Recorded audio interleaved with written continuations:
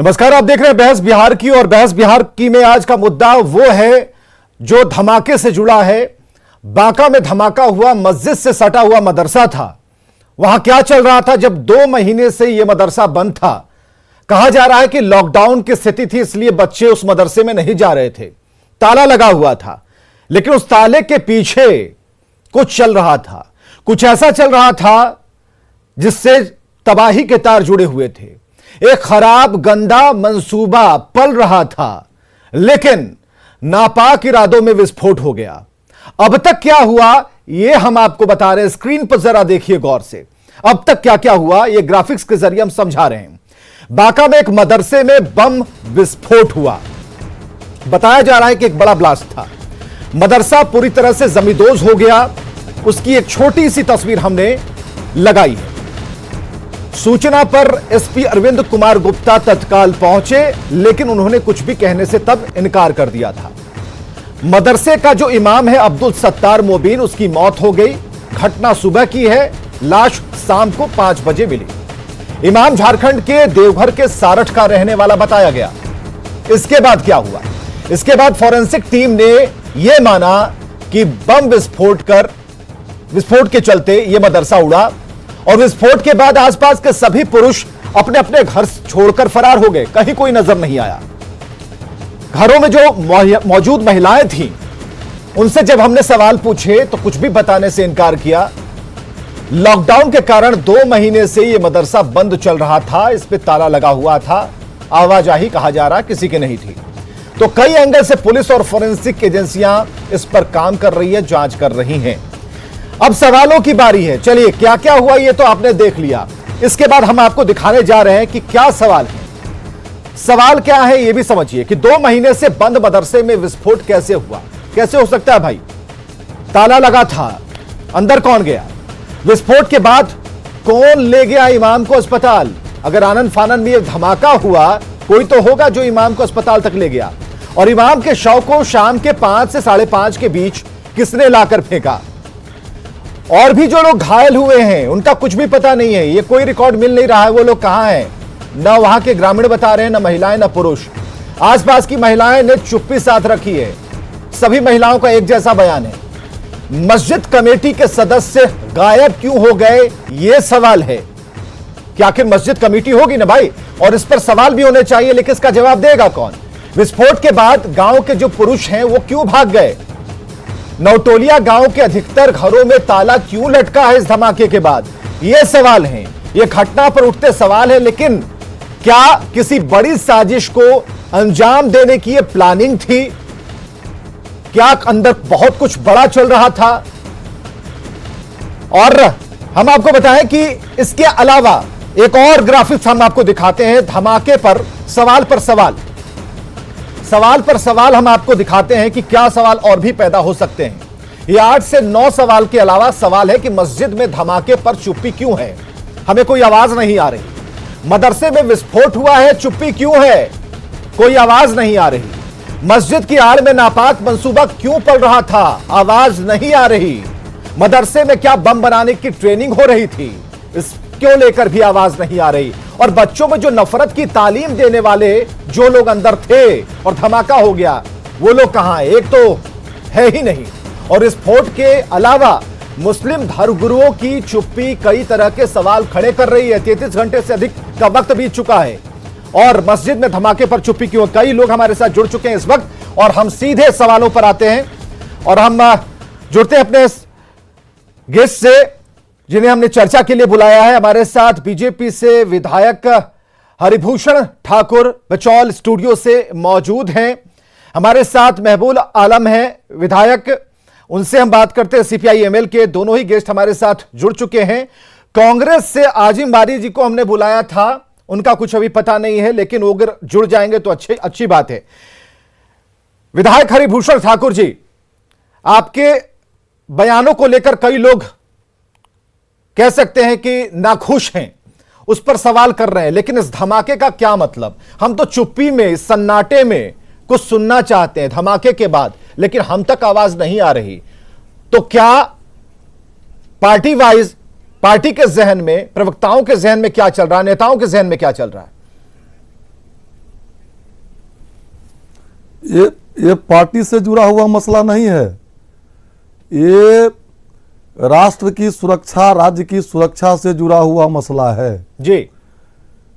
जो मदरसा शैक्षणिक और धार्मिक गतिविधियों का केंद्र बनना चाहिए, वहाँ बम विस्फोट हो रहा है, बम बनाने का प्रशिक्षण दिया जा रहा है। मैंने यही कहा है कि इसकी पूरी जांच होनी चाहिए।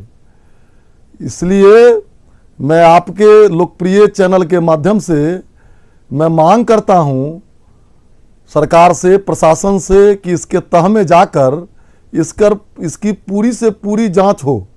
अब तो ये आ गया है कि तबलीगी जमात से जुड़े हुए थे वहां के लोग,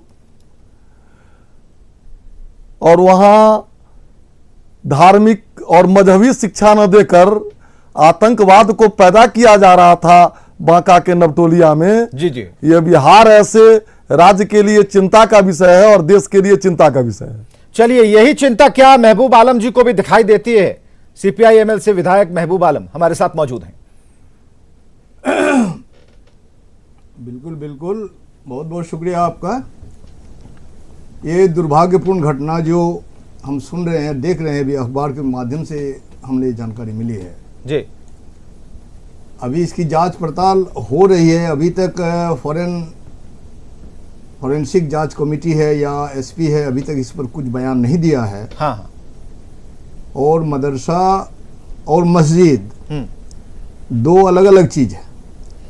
मदरसा में बच्चों को तालीम दी जाती है। हाँ। और मस्जिद इबादत की चीज़ है। तो एग्जैक्ट ये दुर्भाग्यपूर्ण घटना ये कहाँ घटी? उस मदरसा के परिसर के मस्जिद में घटी या मदरसा के परिसर के दूसरी जगह घटी, ये तो जानकारी नहीं आ रही है। चलिए एक मिनट महबूब आलम जी, एक मिनट। जांच का विषय है। ठीक है, आपकी इस शंका को हम जरा दूर कर देते हैं। अमित हमारे साथ जुड़ चुके हैं।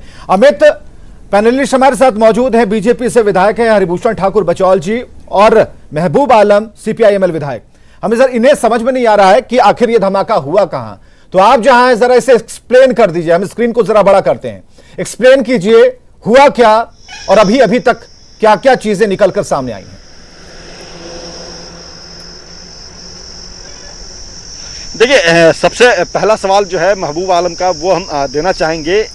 ये जो है धमाका, ये विस्फोट जो है, हाँ। ये जो मदरसा है वहाँ हुआ है। मदरसा में दो हॉल थे। एक हॉल में खाना बनाने का काम चलता था, जो हॉल पीछे थे। दूसरा हॉल जहाँ पे मौलाना जो है उनके कमरा था, जिसमें वो रह रहे थे। उसमें अलमीरा था, उसमें बर्तन कुछ थे, उसमें बक्से थे, उसमें वो पलंग थे उनके, और वो तमाम चीज़ें थी जिसका इस्तेमाल मौलाना किया करते थे। ये जो धमाका हुआ है मौलाना के उसी कमरे में हुआ है जिस कमरे में मौलाना रहा करते थे। जो मस्जिद है वो बिल्कुल से मदरसा से सटा हुआ है। अगर हम बात करें इस पूरे चौहद्दी की, तो जो मस्जिद है वहाँ जो लोग आते हैं उनके एंट्री और एग्जिट के लिए दो गेट हैं। जो मदरसा जो पूरे तरह से नस्ताबुनबूत हो चुका है इस धमाके में, उसके भी दो एग्जिट गेट थे। तो ये चारों गेट जो है या दोनों कैंपस, दोनों बिल्डिंग जो है वो एक दूसरे से कनेक्टेड थे। तो ऐसा नहीं है कि जो मस्जिद में आते थे वो मौलाना तक नहीं पहुंच पाते थे या मौलाना के दरवाजे हो करके वो बाहर नहीं जाते थे। तो ये जो है अमित इस वक्त आप कहाँ पर हैं? अमित, आपसे कितनी दूरी पर हमारे साथ जो आपसे कितनी दूरी पर मस्जिद है? वो जगह घटना स्थल कितनी दूरी पर है, या फिर आप वहां से भी रिपोर्ट कर आगे बढ़ चुके हैं? देखिए विवेक, वहां से रिपोर्ट कर मैं आगे बढ़ चुका हूं और मैं पूरे दिन की जो हमारी जो अपनी भी पड़ताल है, या डीआईजी पहुंचे। ठीक है, आजिम बारी हमारे साथ जुड़ चुके हैं कांग्रेस से। दोनों को आजिम बारी जी, बहुत बहुत स्वागत है। आपका इंतजार चल रहा था क्योंकि इस चुप्पी का जवाब अभी तक हमें नहीं मिला है कि अब तक जो कुछ भी हुआ, इतना बड़ा धमाका हो गया लेकिन सन्नाटा है, कहीं से कोई आवाज नहीं आ रही, कोई पूछ नहीं रहा कि भाई हुआ कैसे, किसने किया और ये मदरसे में क्या चल रहा था। तो क्या इन बातों को लेकर आप भी अपनी संजीदगी दिखाएंगे? कांग्रेस कुछ बोलेगी? कांग्रेस कुछ बोले या नहीं बोले वो एक अलग बात है। ये जो घटना घटी है वो दुर्भाग्यपूर्ण घटना है और पहले एक बात समझने, तीन बात समझने की बहुत जरूरत है। जो घटना घटी है ये बहुत बड़ी घटना है, ये दुर्भाग्यपूर्ण घटना है, इसकी मैं कड़े शब्दों में निंदा करता हूँ। पहली बात। दूसरी बात ये कि ये जो है पहले समझने की है, मदरसा जो भारतीय जनता पार्टी और सांप्रदायिक मानसिकता के लोग जो मदरसा कह रहे हैं, मदरसा और मकतब में फर्क समझना चाहिए। वो मदरसा है ही नहीं है, वो मकतब है। और ग्रेट डिफरेंस बिटवीन मदरसा एंड मकतब, इसको समझने की जरूरत है। दूसरी बात यह है कि वो लॉकडाउन में जो मकतब था वो बंद था और उसमें कुछ लोग रह नहीं रहे थे, सिर्फ एक इमाम साहब रह रहे थे। और इमाम साहब रह रहे थे, उसके बाद किस तरह की घटना घटी, किस तरह से असामाजिक तत्व वहां गए, ये आपको कैसे ये पता है कि कोई असामाजिक तत्व बाहर भी गया? क्योंकि जो महिलाएं थी वो तो कह रही है कि ताला लगा हुआ था, 2 महीने से किसी का कुछ पता नहीं था। आप इतना पुख्ता तरीके से कैसे कर सकते हैं? आप तो कह रहे हैं कि मौलाना साहब रह रहे थे और जो रिपोर्ट आई हम दिखाते हैं। चलिए, डॉक्टर की क्या रिपोर्ट है? अमित ने रिपोर्ट की है, जरा दिखाइए। अमित ने जो रिपोर्ट की है जरा दिखाइए उसे कि डॉक्टरों ने क्या कहा है। लॉकडाउन में बंद था, ठीक है, और हाँ, सामाजिक तत्वों ने हुई उसका पोस्टमार्टम जो है जिन डॉक्टरों ने किया, 3 सदस्यीय टीम जो है उनकी तरफ से ये पोस्टमार्टम की गई। उसमें से एक हमारे साथ मौजूद है। डॉक्टर साहब, क्या नाम हुआ? डॉक्टर लक्ष्मण पंडित। लक्ष्मण जी, ये बताइएगा कि आपने पोस्टमार्टम किया, फाइंड आउट क्या रहा, क्या चीज़ें पाई गई? क्या वो बम केस था, स्प्लिंटर उनके बॉडी में थी, क्या कुछ? उसके वो शरीर पर मल्टीपल इंजरी था, स्प्लिंटर का, with blackening around the wound, multiple site में, left fore arm, left leg, left knee, and compound fracture था लेफ्ट आर्म का। एंड ऑक्सीपिटल रीजन में एक बहुत बड़ा अल्सर था, वुंड था। वो ड्यू टू दीवार गिरने से और इससे हुआ है। हाँ, लेकिन ब्लैकनिंग अराउंड द वुंड था, मल्टीपल स्प्लिंटर था, तो इसका शो करता है कि मे बी ब्लास्ट इंजरी। कितनी तेज रहा होगा वो जो उनको बम किया था, जो ब्लैकनेस जो आपने पाया, क्या लगता है जख्म कितना गहरा था? जख्म तो पीछे तो बहुत गहरा था, 2-3 इंच था लगभग, और इनसाइड द ब्रेन भी इंजरी उसको था, और कंपाउंड फ्रैक्चर था लेफ्ट आर्म का, तो हैवी ही होगा। कितना तेज चोट लगने से वो फ्रैक्चर हुआ होगा, क्या लगता है? क्योंकि आप मेडिकल ये तो इस पर अब तो एग्जैक्ट कहना तेज गति से चोट लगी, तेज गति से चोट तो लगी है उसको। हाँ, कहे कि पूरा चिथड़ा हो गया था लगभग। जो बातें आधिकारिक सूत्रों से हमें मिली है, जो जानकारी मिली है कि ये ब्लास्ट आईडी ब्लास्ट हो सकता है। आखिर ये आईडी कहाँ से आया, कौन इसे बनाया और इसका इस्तेमाल कहाँ होना था, ये भी एक बड़ा सवाल है जिसका जवाब पुलिस को खंगालने होंगे। कैमरा पर्सन अजय दुबे और सहयोगी नागेंद्र के साथ अमित कुमार, न्यूज़ 18 बांका। चलिए आजिम बारी जी, पूरी रिपोर्ट दिखाई। अमित ने जो दिखाया, पोस्टमार्टम करने वालों से पूछा, ये तो धमाका था, बचना नजदीक था कि बच नहीं पाए। आप समझ सकते हैं कि मौलाना साहब वहां क्या कर रहे होंगे, पढ़ा तो नहीं रहे थे। चलिए बोलिए आगे। जो घटना घटी है, अमित जी वहां गए हैं, मैं ये कहना चाहता हूं कि बड़ी घटना है और एक बड़ी साजिश है। जिस तरह से ये घटना की गई है, वो लगता है इमाम साहब को मारने की प्लानिंग थी, या ये तो जांच का विषय है। जांच जब हो पाएगी। क्या आजिम बारी साहब, गोद में लाकर किसी ने बम दे दिया क्या? जी, गोद में लाकर किसी ने बम दे दिया और ब्लास्ट हो गया, ऐसा होता है क्या? ना, बाज़ाब्ते उसको उड़ाने की कोशिश की गई है, वहां पर उनको मारने की कोशिश, जो हमको अभी तक जानकारी मिली है, हम वहां के लोगों से बात किया। नहीं, ये जानकारी आप अधूरी कर रहे हैं। आपने बीजेपी पर सवाल खड़े कर दिए, लेकिन आपने ये जानने की में थोड़ी लगता है जल्दबाजी की है। अमित ये कह रहे हैं, इनका कहना है कि किसी ने उड़ाने की कोशिश की है, तो इतनी नजदीक से अंदर प्रवेश करके जरा बताइए गेट से अंदर की दूरी क्या थी? अमित, जहां मौलाना रह रहे थे, गेट से अंदर की दूरी क्या थी? पूरा नहीं, क्लियर होना चाहिए आजिम बारी साहब। देखिए, ये तो अमित,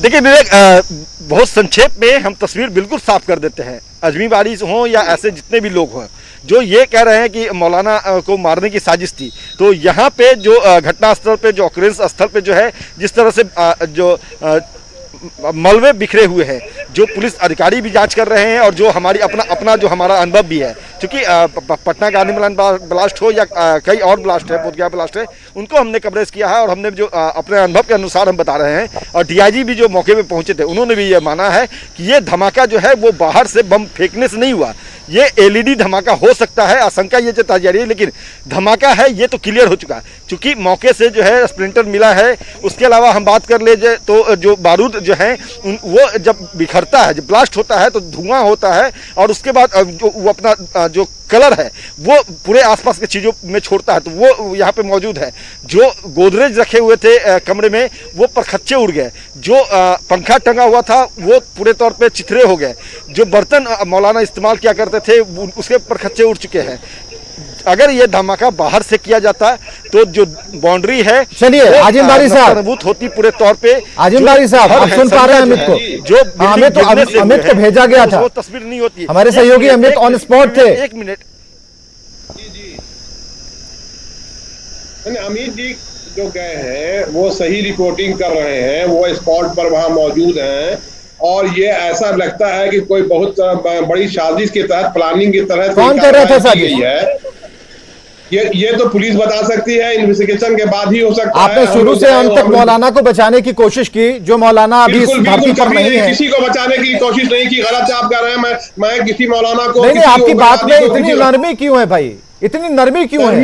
अगर बम विस्फोट होता है उसकी इंटेंसिटी ज्यादा, आईडी की बात चल रही है, एक्सप्लोसिव की बात चल रही है और आप कह रहे हैं कि मौलाना साहब उसकी चपेट में आ गए, फिर आप कहते हैं कि कहीं किसी ने आकर हमला कर दिया। कौन दे रहा है आपको ऐसी वजह है? ये सब वजह हो सकती है, ये जांच का विषय है, जांच होने दीजिए और जांच के बाद कोई फैसले। हरिभूषण ठाकुर हम कोई फैसले नहीं होना चाहते हैं डायरेक्ट। जी आजिम बारी साहब अलतकिया इसको कहते हैं, ये अलतकिया कर रहे हैं, कांड करके और फिर गुमराह करने को अलतकिया कहते हैं। देखिए एक बहुत बड़ी साजिश है, संपूर्ण भारतवर्ष नहीं दुनिया को इस्लामीकरण करने का टारगेट है, उसका यह नमूना है। बिहार पहले कश्मीर में हुआ, बंगाल में हुआ, बिहार के भी कई जिलों में बिहार के एक जिले में घटना इस्लामिक टेररिज्म और पूरे बिहार को तहस नहस करने के लिए मदरसों में बच्चों को ट्रेनिंग दी जाती है, आतंकवाद का पाठ पढ़ाया जाता है और पूरे बिहार को, देश को इस्लामीकरण करने के लिए ये सब इस्लामीकरण करने की पूरे भारतवर्ष को तबाह करने के लिए एक अंतर्राष्ट्रीय साजिश है। और आपने देखा होगा कि तबलीगी जमात का भी नाम इसमें आ गया। ये लोग जमात बना करके खून खराबा करते हैं, जिस जगह खून को और गैर मुस्लिमों का जो काफिर है उसको कत्ल करो, उसको मारो, पीटो, उसको काटो, जहां धर्म ग्रंथ में ऐसी बात लिखी हो। इसलिए समय रहते मैं बिहार सरकार से भी मांग करता हूं और समाज को भी कहता हूं कि समय रहते अगर नहीं चेते तो फिर पाकिस्तान अफगानिस्तान बनने में, बिहार को भी कश्मीर बनने में, बंगाल बनने में समय नहीं लगेगा। मेरा स्पष्ट मानना है कि बिहार को अस्थिर करने के लिए, बिहार में खून खराबा बहाने के लिए दारुल हरब और दारुल इस्लाम का जो कंसेप्ट है उसको लागू करने के लिए एक नमूना है आने वाले दिनों में। और चुप्पी भी है। आप देखिए पूर्णिया में दलितों के साथ हुआ, कोई राजनीतिक दल नहीं बोले भारतीय जनता पार्टी के सिवा। आज भी ये घटना है, भारतीय जनता पार्टी के लोग चिल्ला चिल्ला के बोल रहे हैं, लेकिन वोट के लालची सौदागर सही बात बोलने से बच रहे हैं। इसलिए मैं सरकार से निवेदन करता हूं, आप एक बात जान लीजिए, मदरसा में तो आतंकवादी पैदा होता है, लेकिन एक भी मदरसा से इंजीनियर डॉक्टर पैदा नहीं होता है। मदरसा केंद्र है नफरत का, मदरसा केंद्र है जो इस्लामिक शिक्षा दे करके और नफरत, दारुल हरब, दारुल इस्लाम और पूरे भारत को इस्लामीकरण करने का षड्यंत्र है। या कुछ समय बोल रहे हैं? रहते सरकार को इस पर से चेतना चाहिए। हरिभूषण जी जरा सुन लीजिए क्या बोल रहे हैं। हाँ अजीम बारी जी पूरे बोलिए। देश में बनाने का काम कीजिए। अभी आप बंगाल का नाम ले रहे थे, बंगाल में आप हारे हैं, बर्बाद हुए हैं। आने वाले दिनों में देश के कोने कोने से भी आप समाप्त हो जाएंगे। इस तरह की मानसिकता के लोग एक घटना को पूरे विश्व से जोड़ने का काम कर रहे हैं। इससे दुर्भाग्यपूर्ण बातें नहीं हो सकती हैं। लेकिन जो हुआ उससे बड़ा दुर्भाग्यपूर्ण क्या होगा? बिल्कुल एकदम 101% आपकी बात को मानते हुए जो हुआ है वो दुर्भाग्यपूर्ण घटना है। उसके कड़े शब्दों में निंदा करनी चाहिए, जांच करनी चाहिए और जांच के बाद जो निष्कर्ष निकले उस पर कड़ी से कार्रवाई होनी चाहिए। महबूब आलम जी।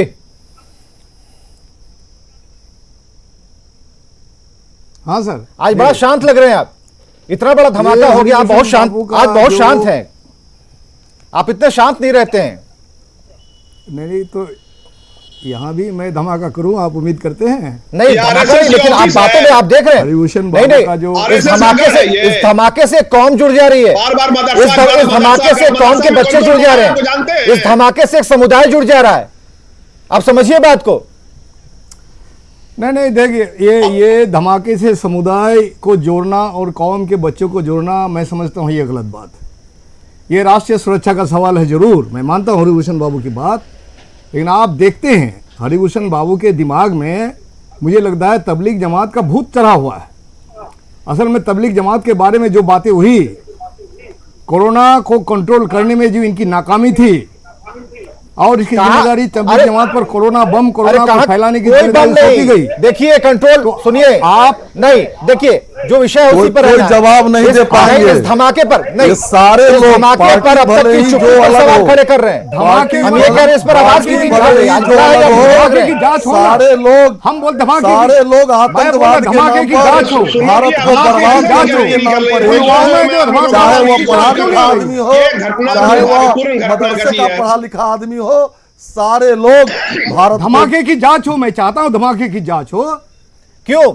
ये दूध का दूध, पानी का पानी ठीक है, निकल दूध का जाएगा, दूध पूरे तो पानी कौम का को पानी जोड़ना। होगा ही। वो टीमें लग गई हैं, मानसिकता, जांच एजेंसियां लग गई हैं। इन लोगों की मानसिकता, लेकिन हमें सिर्फ ये बताइए डेमोक्रेटिक कि दुनिया में वही हुआ, जम्मू में वही हुआ, इस्लाम की बात मधुबनी करते हैं। डिस्ट्रिक्ट में वही हो रहा है। अरे भाई, ये संपूर्ण बिहार में राजनीति, एक रणनीति के तहत, इनकी चाहे राजनीति, बेतिया हो, चाहे पूर्णिया उभर गई हो, बंगाल चाहे में। जमुई हो, चाहे हमारा मधुबनी है कोई जवाब हो, ठीक है। रणनीति के बीजेपी विधायक की जवाब, बीजेपी विधायक जो पूछ रहे हैं उसका सवाल का जवाब दीजिए। बिल्कुल केंद्र में क्यों इस्लाम चला रहा है? जो नफरत का मदरसा क्यों आ रहा है? मस्जिद क्यों आ रही है? बंगाल में इन्होंने कोशिश की, अरे मस्जिद बंगाल को तो लोग तो कश्मीर जांच बना करने दिया, की बात है। बंगाल को इन जांच ही लोगों करने ने की तो बात कश्मीर है। बना दिया।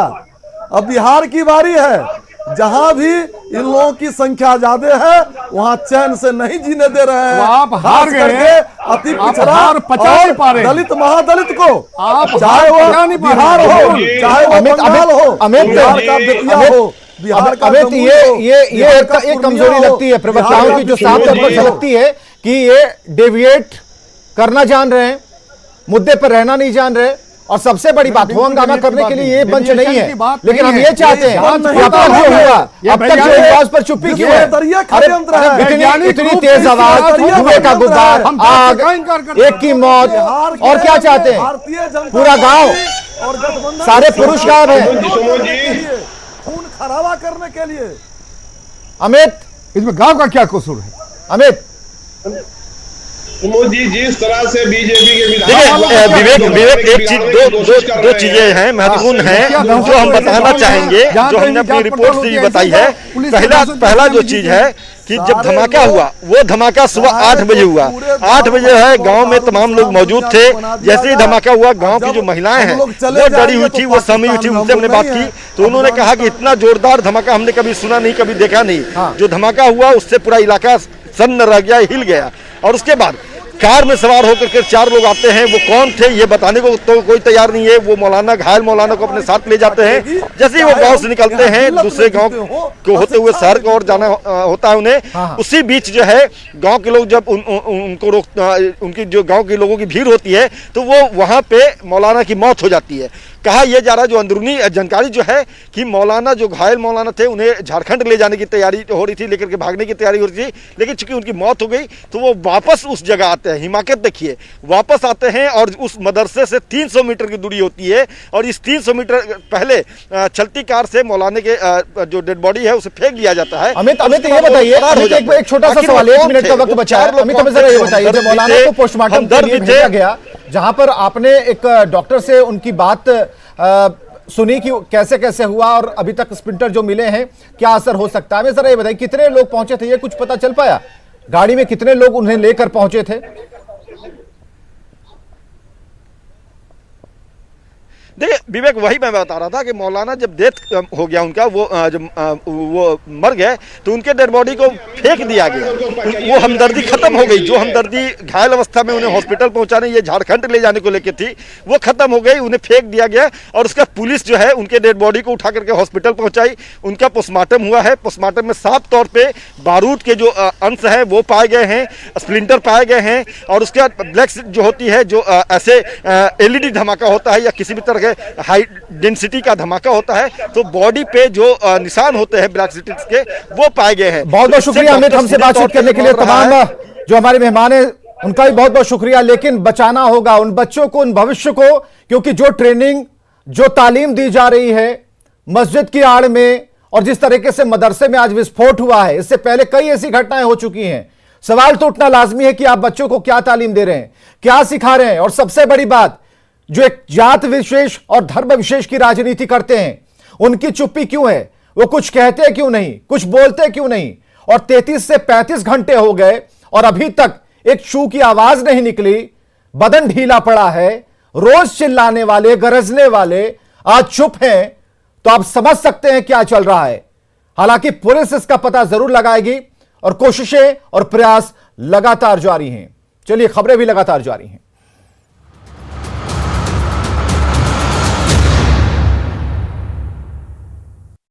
This news is co-presented by